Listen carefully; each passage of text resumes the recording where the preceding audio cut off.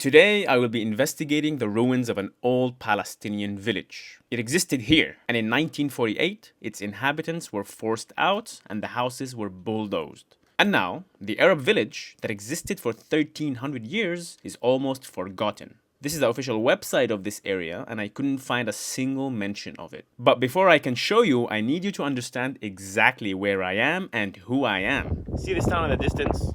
Right there behind me? This is where I grew up. This is where I grew up, and I spent the first 18 years of my life. And around 4 kilometers away from there is this.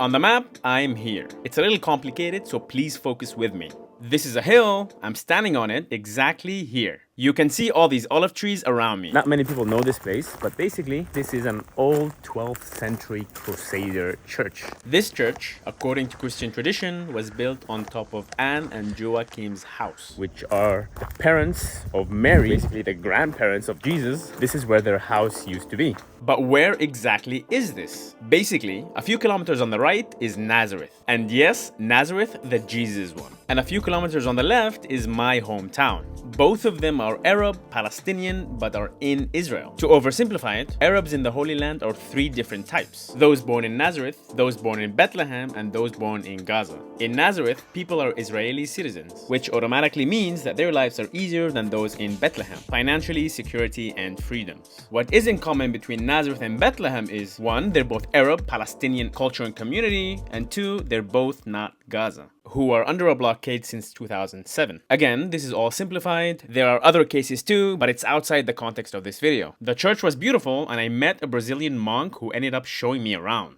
I then left the church and I climbed up this hill only to stumble upon all of this.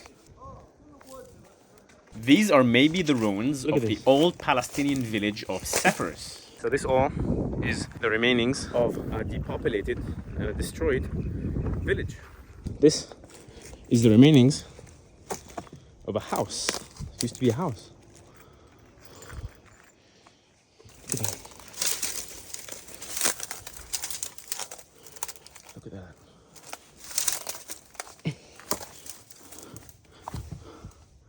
At least I believe so. I'm not really sure. Is this like a... This is either like a really, really old cave or simply the remainings and the structure of a Palestinian house that used to exist here. Now, hold on. I'm still not 100% sure that this is actually the remainings of a Palestinian house. Again, there's lack of information online about depopulated villages. However, there are 2 main reasons that make me believe it. One is my friend Karim believes it is, and I believe him because his last name is Sepphoris, which literally means a person from Sepphoris. And he comes from the neighborhood of Al-Safafri in Nazareth, which also means the people coming from Sepphoris, where many of the inhabitants of this village fled to. The second reason is I found this map online, and if I trace my steps and my current position, I can tell that this is this. In Arabic, it says Khirbet al-Qal'a, and it literally means the ruins of the castle. This castle that we're gonna see in a second, which means that this is the church, which tells me that I ended up exactly here.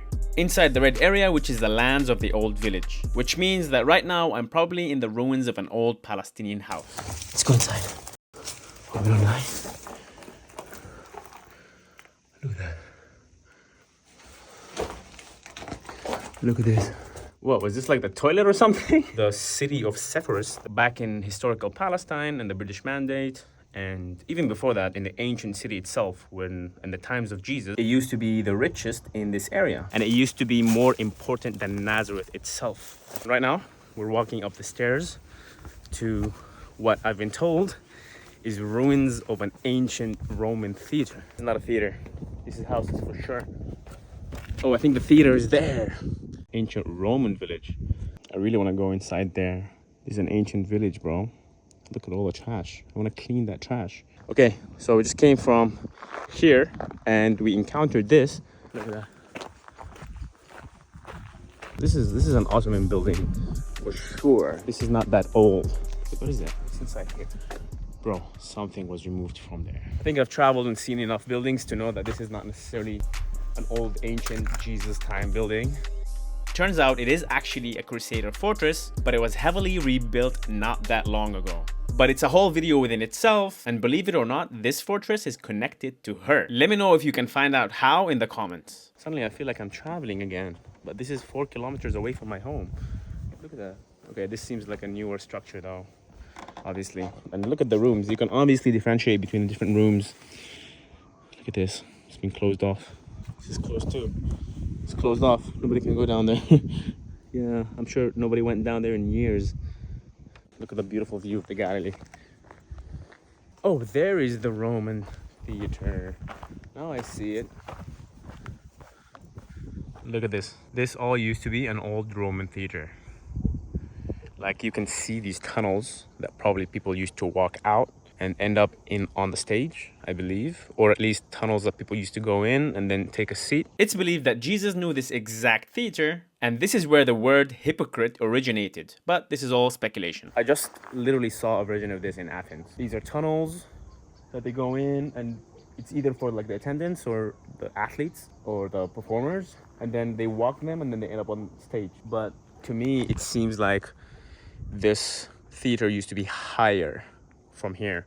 It's believed that these houses are the remainings of an important ancient Roman village that Jesus might have worked and lived in. Anyway, now we covered the entire hill. This hill is literally next to my home. I've been traveling non-stop for almost 2 years now, telling different stories about other places, and it feels great to finally tell the story of mine. Hi, I'm Zidaner. I'm usually on Instagram and TikTok, but now I'm on YouTube too. Actually, technically, I've been here for a long time, since 2008, but only now, almost 20 years later, I have finally decided to make content here again. Make sure to subscribe for more videos. I even got my fake microphone too.